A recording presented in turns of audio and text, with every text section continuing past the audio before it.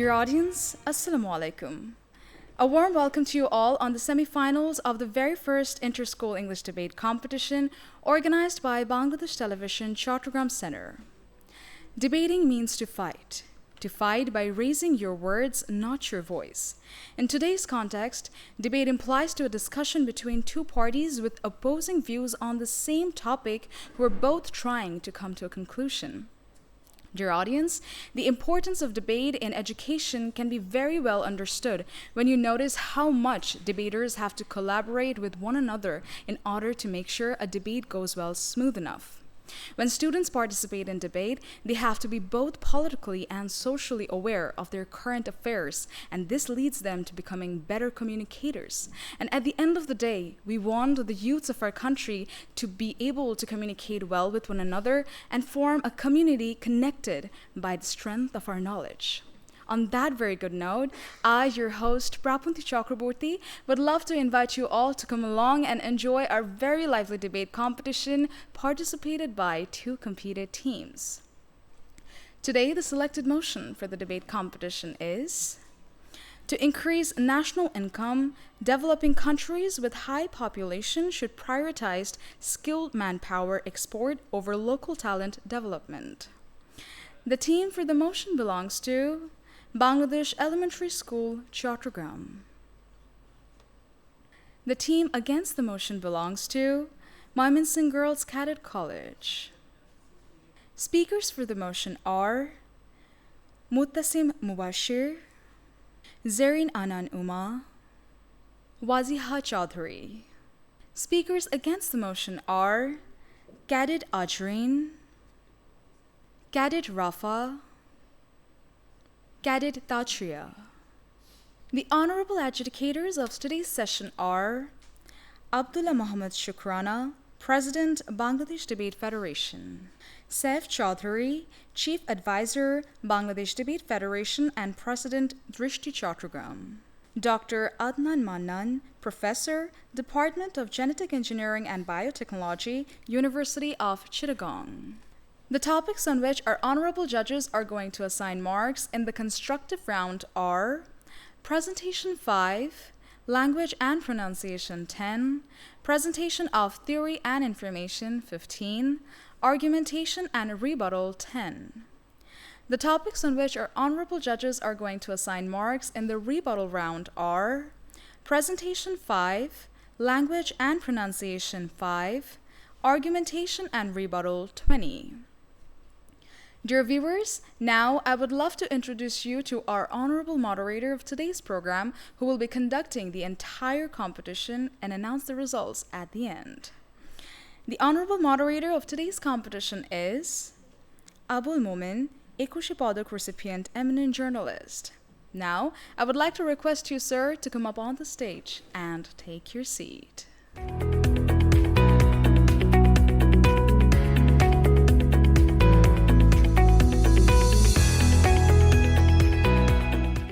Before we start the debate, I would like to inform you about the order and time allocation of each debater. Each debater will get 5 minutes to present his or her speech. An alarming bell will ring on the 4th minute and the final bell will ring on the 5th minute. In the rebuttal round, both the team leaders will get 2 minutes each.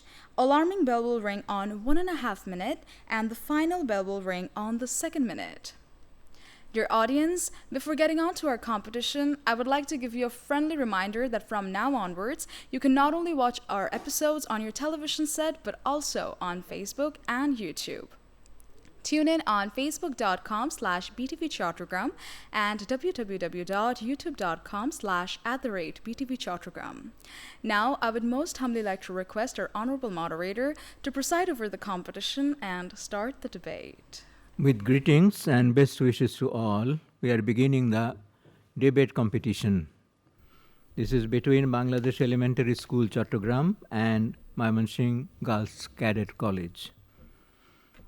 I invite the first speaker for the motion, Muttasim Mubashir of Bangladesh Elementary School, Chattogram. Thank you, Honorable Moderator, for giving me the floor to speak and express my views on today's motion, which is to increase national income. Developing countries with high population should prioritize skilled manpower export over local talent development. Let us quickly deconstruct the topic at hand. National income is a measure of economic activity of a country or region, including measures of GDP, GNP, net capital income, per capita income, and flow of remittance. Developing countries refer to the underdeveloped agricultural countries that are seeking to be more advanced and better in every other sector. Countries with huge population, which is excess compared to their land area, are known as the densely or highly populated countries. A person who is trained and is excellent and capable of doing something in his particular sector is known as a skilled human resource. On the other hand, designing and delivering learning and development programs that are tailored to local contexts and needs are known as local talent development. Now, there is a clear difference between talent and skill. A huge amount of people from our country are expatriates and they work in various sectors in other countries. A huge amount of these expatriates are mainly working in the Middle Eastern countries. According to a Dhaka Tribune report from 2022, 268,000 of them work in Saudi Arabia, 56,000 of them work in Oman. In UAE, the figure is 51,000. In Singapore, it's 13,000. In Jordan, it's 6,000. Overall, 1.1 million workers are exported to other countries every single year.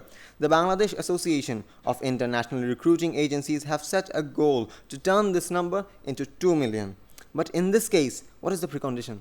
The precondition is the development of skilled manpower. Now, expatriates are generally of 4 types. Number 1, professionals. Number 2, skilled. Number 3, semi-skilled. And number 4, unskilled. According to BMET data, 1.87% of our expatriates are professionals. Only 1.87%. 34.54% are skilled, and the rest, 62%, are unskilled or have nothing at all.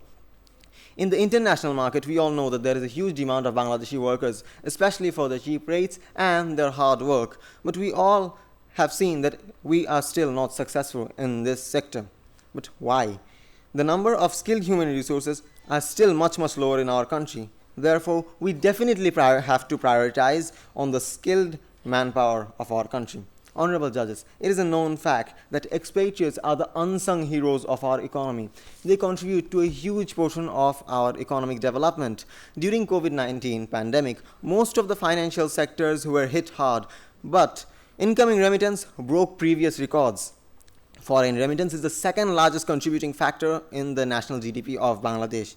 Now, as to local talent, to utilize and manifest these talents into reality, a stable economic development, high standards of education, proper utilization of resources, these factors have to be ensured. But in the current context of our country, these are simply unavailable. In the current day, when we are suffering from crippling poverty, we're suffering from illiteracy, we're suffering from unemployment, so it is highly difficult for us to utilize these local talents at present. This takes a long time, but on the other hand, if we take a look at how we can make skilled manpower, it takes much less time, and they can be turned into an active workforce faster and quicker. Honorable Moderator and respected judges, as it is mentioned in the topic itself, developing countries are our main concern today, and the fastest route for any developing country is to take the shortest route, and the shortest route in this case is developing their skilled workforce. We are not just dismissing the idea of local talent, but what we believe is that first we have to come to a level of stability, and then only can we focus into local talents. Now, not to mention, we can also enter the global markets, and we can solve our unemployment problems which loom at large currently in our country. Honorable judges and dear opponents, our arguments are very simple. Firstly, we believe that developing countries with huge populations have a burden called unemployed individuals and inactive workers. Through focusing on skilled workforce, we can activate this workforce and ensure employment opportunities for them abroad and earn a lot of foreign remittance as well. Using this wealth, we can use it as a capital and enhance our economy further on, and as a result, we will be successful in breaking the vicious cycle of poverty.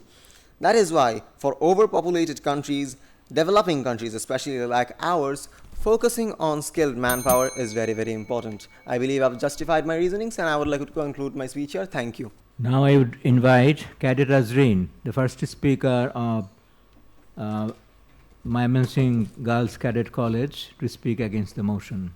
Hey, we've got some amazing chefs in our kitchen, but we're sending them to cook for someone else and just order takeout for ourselves. Bon appetit, neighbors! Well, does it click some memories to our minds? Because this is exactly what my dearest opponents are suggesting. Honorable Moderator, Judicious Panel of Judges, thank you for giving me the floor. The motion of today's debate is to increase national income. Developing countries with high population should prioritize skilled manpower export over local talent development. While my esteemed opponents argue in favor of this motion, we firmly believe that this is not true and thus stand as today's opposition.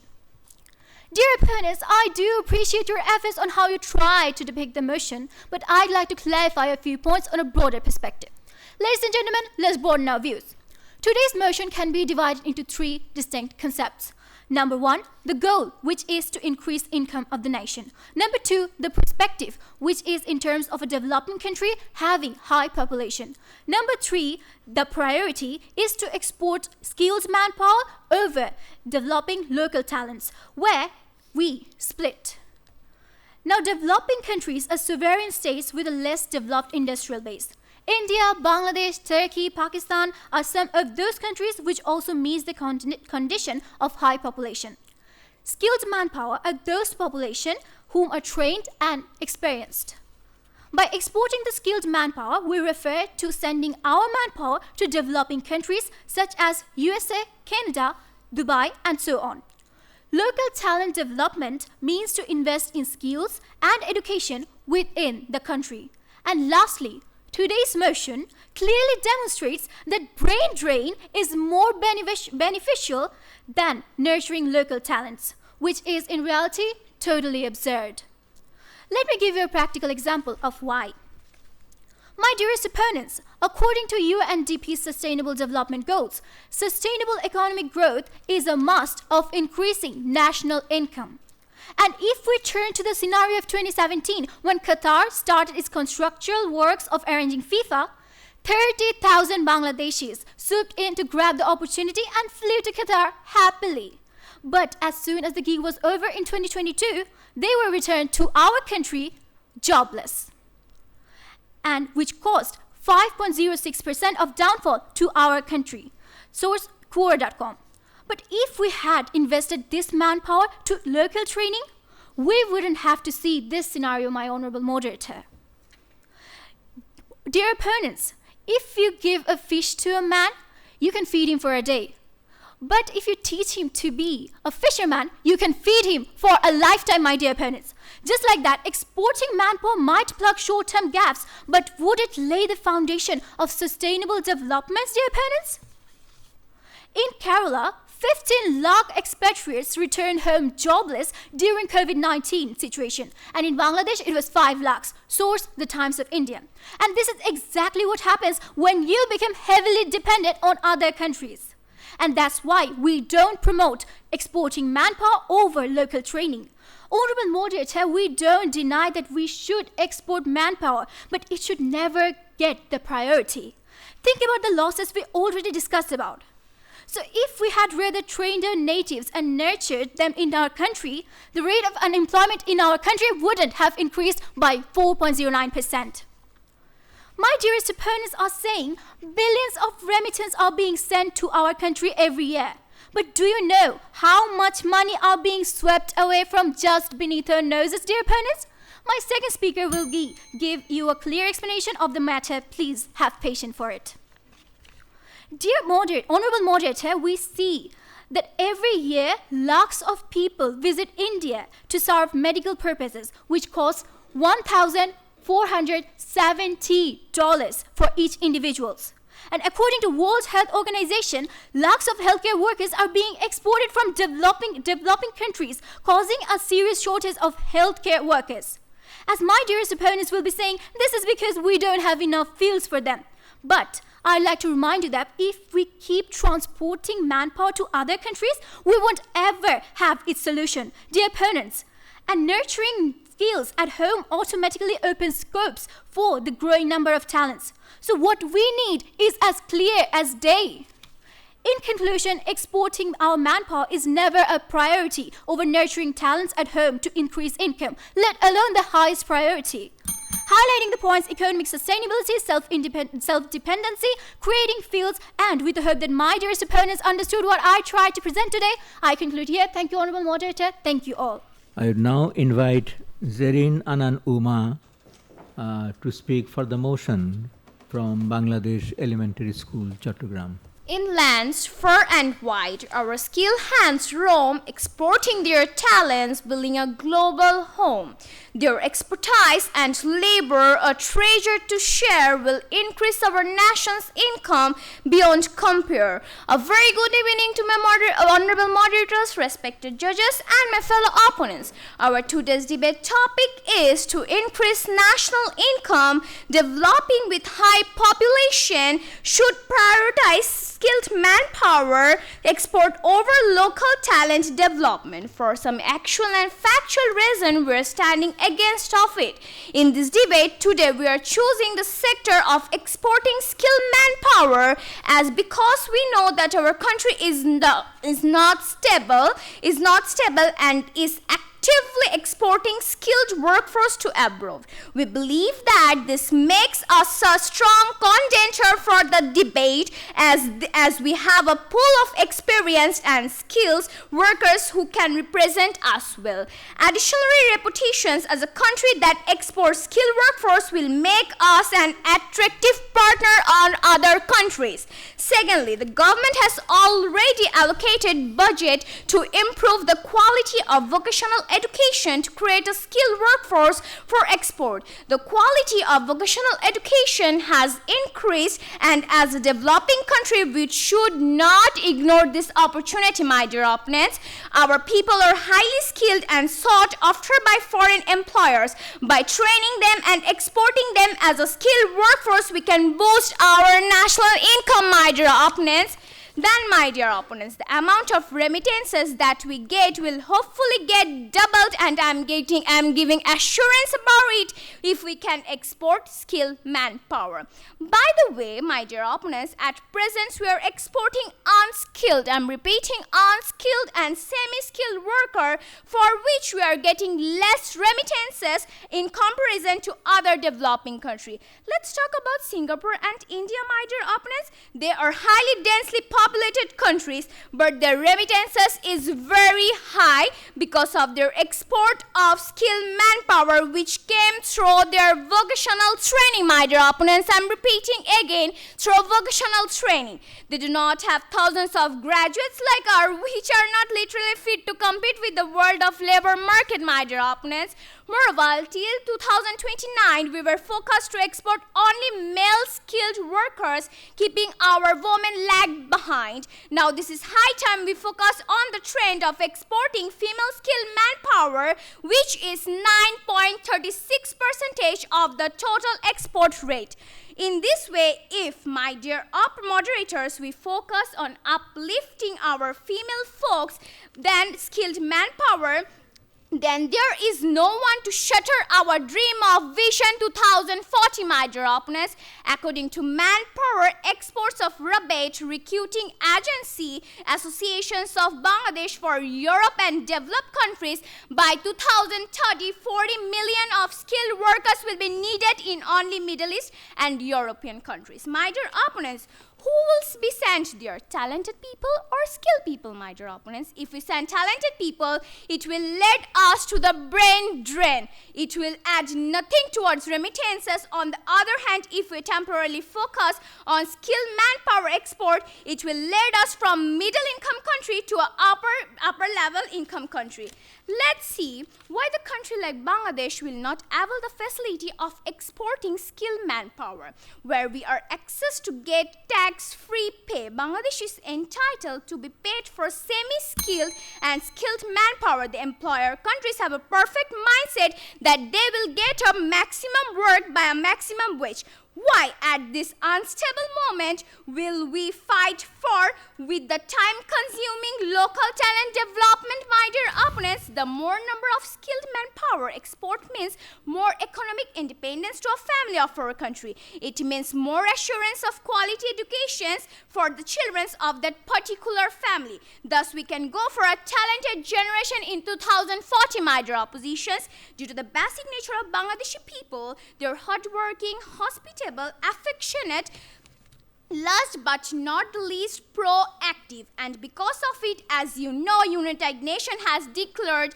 the best employees from Bangladesh troop, my dear opponents. My third speaker will explain the consequences of prioritizing local talent over skilled manforce and describe the benefits of exporting skilled powers.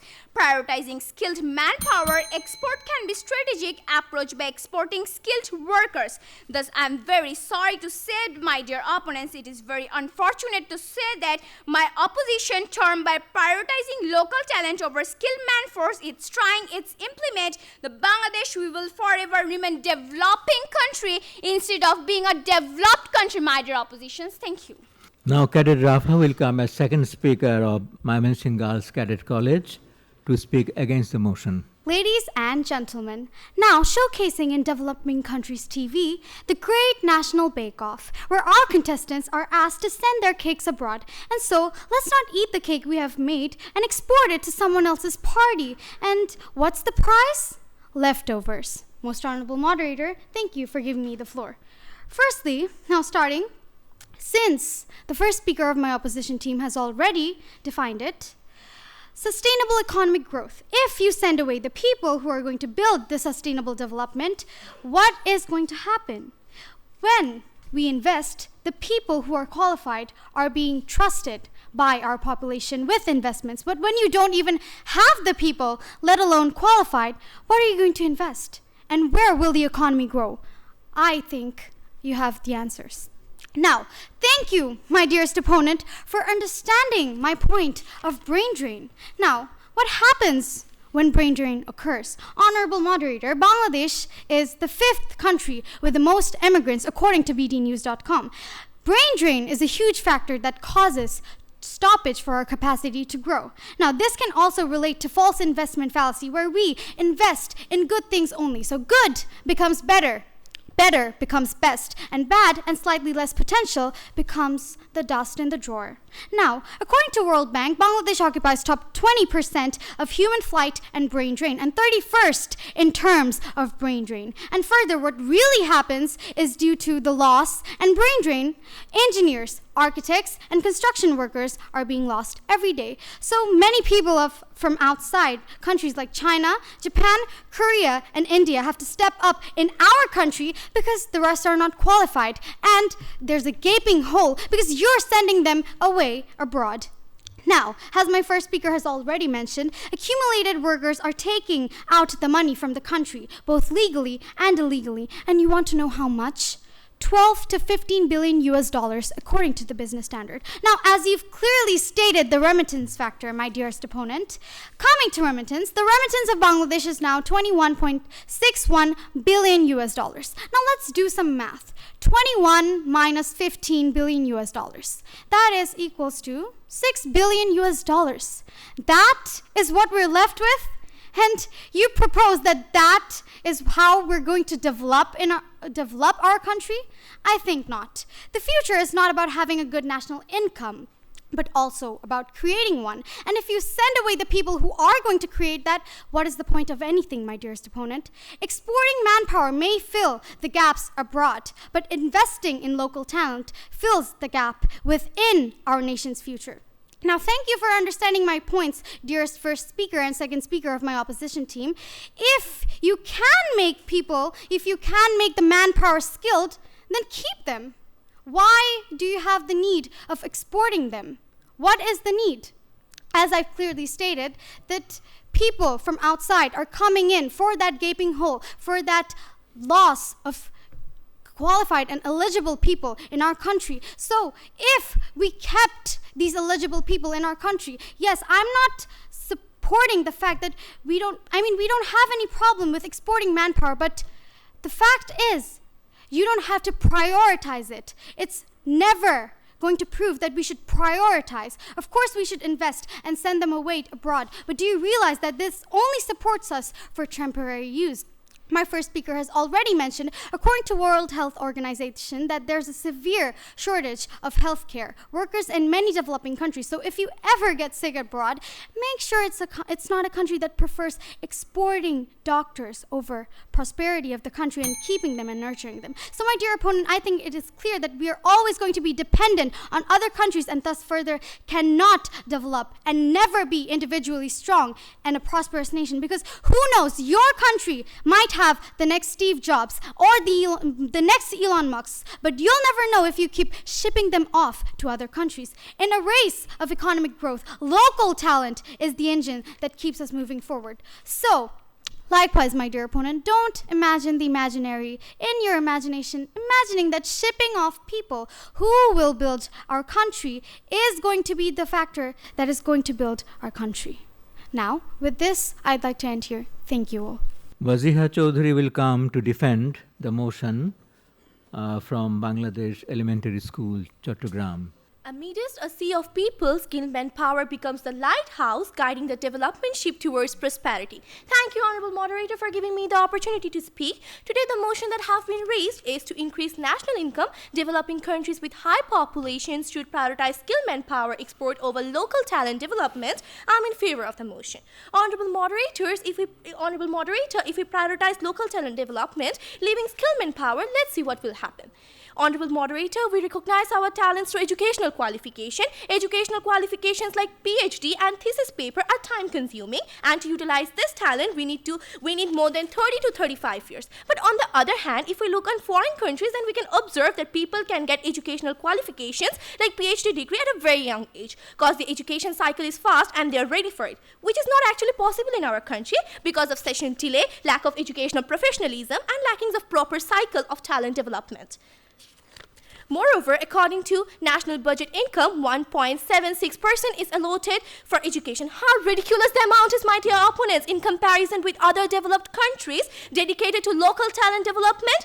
Source, Center for Policy Dialogue. Which sum up to that, we don't have the money in this economic condition. Okay, dear opponents, let's agree that we should prioritize local talent development as of your opinion, and avoid skilled manpower, that is professional skilled vocational training, because of which every year some amount of remittance is allotted, because we are sending manpower but they are not skilled, because you want us to prioritize on local talent development rather than prioritizing on skilled manpower. Every year you are getting the same amount of remittance, so economic instability prevails, my dear opponents. As we have stated, that local talent development take nearly 10 to 12 years to be properly utilized. It gets also difficult, especially since the economic condition of our country is at an alarming state. The factors that are important to implement this local talent cannot be ensured under such situations. We are stating again and again for this reason that before local talent development, we have to strengthen our skilled human resource. Human resource will reduce unemployment, bring a lot of remittance, and overall strengthen the economy of our country,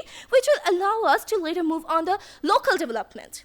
Dear opponents, the total land area of Bangladesh is 1,47,570 square kilometer. More than 18 crore people live in the small area. Let's think that 3 to 4 crore people of the population are students. For this talent development function, we need teacher to student intensive care. But due to this excessive amount of students, we see that there are 120 students in a single classroom of government schools. But there is scarcity of teachers to handle this amount of students with intensive care. So some students potentiality remains unexplored. We are not arguing that we don't have manpower for conducting these local talent development programs, but due to shortage of budget, allocation, and employment opportunities, these people remains unemployed. As the situation stands, we do have people for conducting the local local talent development, but we don't have the employment opportunities to employ due to short allocation of budget, and we don't have the system to utilize the talent, as I have stated before. So there is a loophole between the local talent development and allocation of budget in our education system and facilities.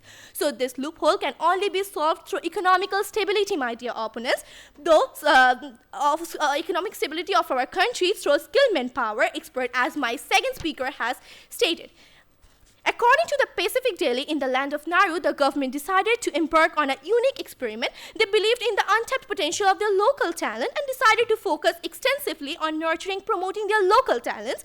At first, decision was made with applause and optimism. In the beginning, it seemed like it's a brilliant idea. The local talent showcase their skills and the world admired them. However, as years passed, consequences arise. International relations, strength, economic instability occurred. Local industries thrived, but lack of international exchange limited growth in Nauru's exports, which led to inflammation, my dear opponents. So, my dear opponents, what even local talent development did? For exporting manpower, first step, we will be introducing professional skill development, vocational training, and secondly, ensuring all the necessary measures for preserving the rights exported workforce. For example, setting some rules and regulations among the employee and employers, and the foreign country embassy must ensure the security and the basic needs of the workers. That's why for a huge population developing countries like us, we should prioritize export of skilled manpower rather than focusing on local talent development, my dear opponents. Thank you. I would like to conclude my speech. Finally, I invite Cadet Tazria, team leader of Mymensingh Girls Cadet College, to speak against the motion. Welcome to the foreign talent circus. Imagine a country treating skilled workers like circus performers, sending them off to foreign lands to perform amazing feats. Ladies and gentlemen, step right up to see our best engineers juggling equations in Silicon Valley and our best doctors performing magic tricks in foreign countries' hospital. But don't worry, we've got plenty of newbies learning to pull rabbits out of hats in our country. So to all the developing countries, buy a ticket and you might win the opportunity to lose your best and brightest minds to the other countries. Hurry, the seats are limited and the odds of economic success is not guaranteed. Most honorable moderator, respected panel of judges, my learned opponents, and today's distinguished audience. Greetings. Today I welcome you to this side of this house where me and my team are firmly standing against today's motion. So, honorable moderator, as mentioned by my first speaker, developing countries with high populations often grapple with the challenge of harnessing their demographic dividend and sustainable development. A young, educated, skilled population can be a tremendous asset. By nurturing local talent, countries can create a workforce that drives innovation, entrepreneurship, and economic diversification. Consider the case of South Korea. In 1960s, South Korea had the per capita income less than Ghana. And today, it's a global technological powerhouse. How did South Korea achieve this? By investing heavily in education, research, and local talent development. And their commitment to building a skilled workforce has propelled them forward. Source, the Federal Research Bank of St. Louis. And here's another statistic. According to the United Nations, by 2050, more than 2/3 of the world's population will live in cities, with the majority residing in developing countries. To meet the demand of urbanizing and globalization, these nations must have a skilled local workforce. And contemplate this. The future isn't about making a living, it's about forging a livelihood. While exporting skilled manpower may address immediate needs, it won't construct the bedrock of long-lasting development and self-sufficiency. And when we invest in local talent, we're not just creating jobs, we're shaping the future. And developing countries are not just seeking economic growth, they are also aiming for innovation and self-reliance, as mentioned by my first and second speaker. A recent report by the Global Innovation Index highlights that countries investing in education and nurturing local talent tend to be more innovative, and they're not just following the pack, learned opponents, they are leading it. And if exporting skilled manpower was so advantageous, then why don't developed countries follow the same strategy to boost their national income, my learned opponent? Imagine the brain drain from Silicon Valley to other countries. And as you have understood, my dear opponent, that developing countries with high population often face unique challenges such as unemployment, underemployment, and a shortage of skilled professionals. But the proponents of this motion argue that exporting skilled manpower can boost economy through remittances. But is that the best strategy? I ask you again, is that the best strategy? A study by International Labour Organization says that for every dollar invested in education returns with an investment in terms of increased earning potential, what that is $10. I repeat, $10 in low-income countries. In contrast, exporting skilled manpower may provide an immediate influx of funds, but it does not address the root problems of poverty and lack of opportunities. Your first speaker mentioned that your second main standpoint says that your exporting skilled manpower will alleviate poverty, but remittances do not address the root problems of poverty and lack of opportunities. And developing countries are at a crossroad of facing the challenges of harnessing the burgeoning youth population. And World Economic Forum estimates that by 2030, Africa's working age population will surpass that of China and India combined.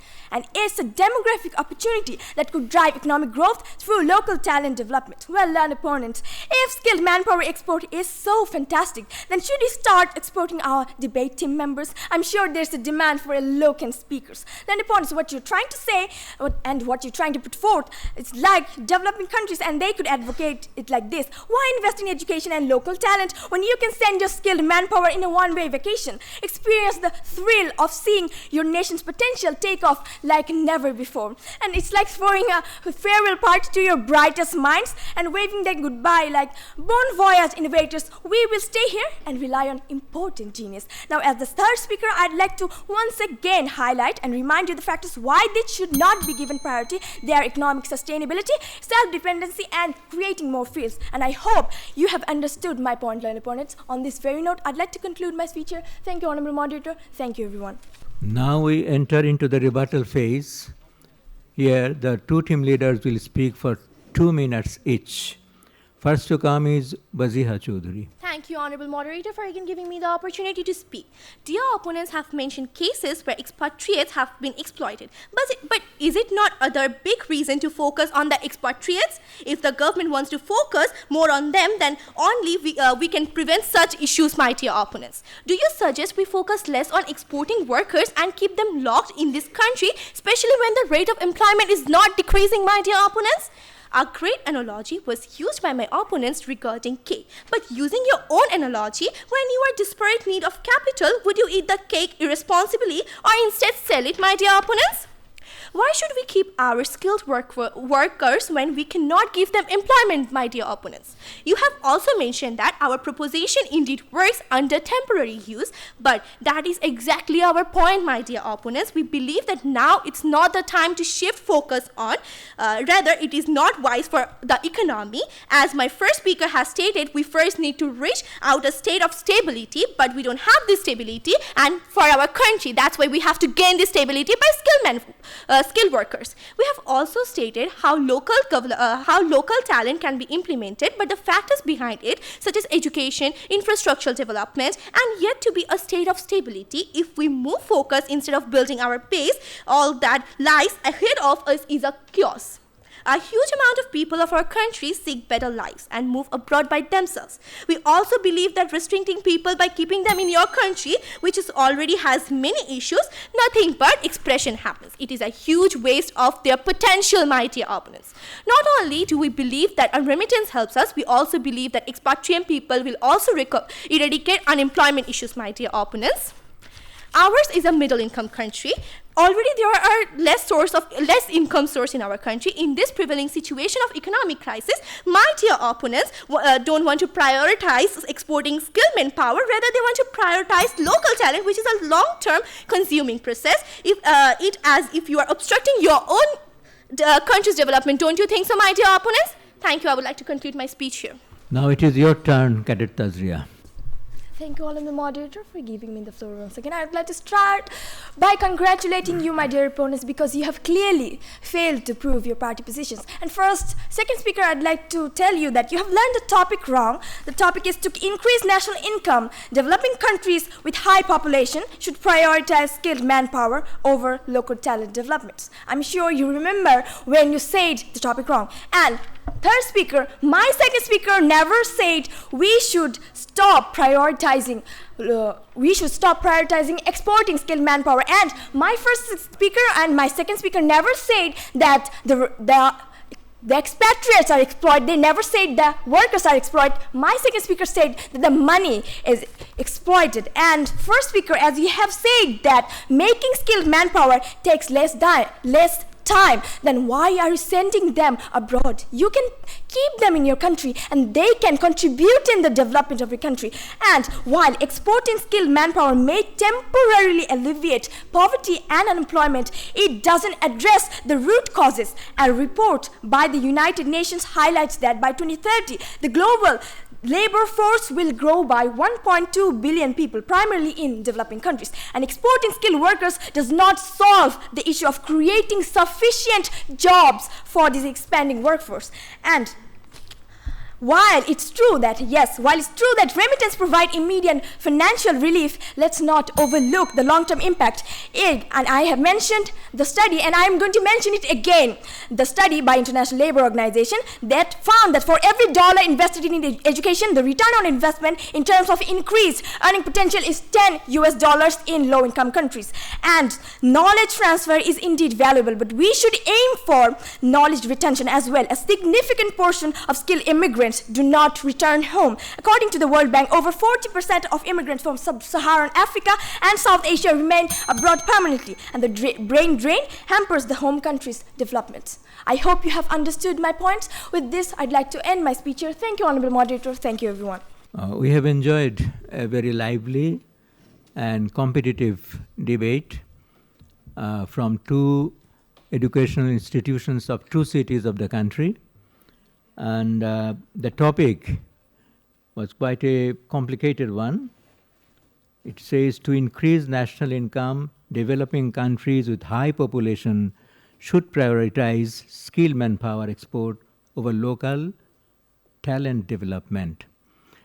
We understand that the case has been prepared keeping in mind the Bangladesh, because Bangladesh is a developing country with high population, and our economy largely depend on the remittance sent by overseas manpower. And it is good that we have brought the case of skilled labor, the necessity of sending skilled laborers abroad, because as one of the debaters said, that 62% of our workers abroad are unskilled, and they are not earning much. Rather than they are also living a very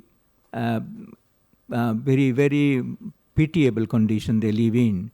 So in such a condition, I think we all should think of the skilled manpower export, but also at the same time, we cannot ignore that local talents, that we need to develop them, because they also will contribute to our economy. And having said this, I would like to declare the results of today's competition, debate competition. It is Mymensingh Girls Cadet College, the winner of the debate, and the best speaker is Cadet Tajria. So with these few words, we conclude the session here.